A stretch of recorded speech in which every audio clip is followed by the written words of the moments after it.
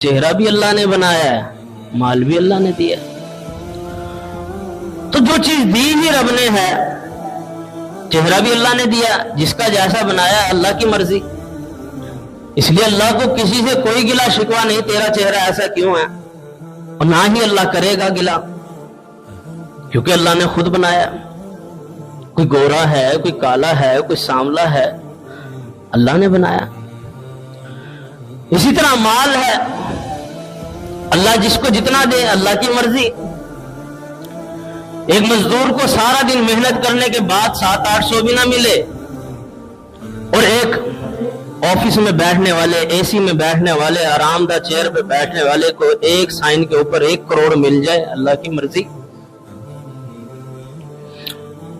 اللہ جس کو دے۔ تو اللہ تمہارے چہروں کو، تمہارے مال کو نہیں دیکھتا، بلکہ رسول اللہ صلی اللہ علیہ وسلم نے فرمایا اللہ تمہارے دلوں کو دیکھتا ہے اور تمہارے اعمال کو دیکھتا ہے۔ دل کتنا خوبصورت ہے، دل میں کتنی نرمی ہے، دل میں کتنا احساس ہے، دل میں اللہ کا ڈر کتنا ہے۔ اللہ تمہارے دلوں کو دیکھتا ہے، اور یہ نرمی اور احساس پیدا کرنے سے آتا ہے۔ جس طرف انسان چل پڑے، سختی کی طرف چل پڑے تو سخت ہوتا چلا جاتا ہے، نرمی کی طرف چل پڑے تو نرم ہوتا جاتا ہے۔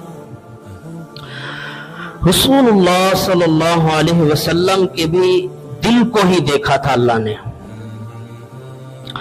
محمد رسول اللہ صلی اللہ علیہ وسلم کے بھی دل کو دیکھا ہے۔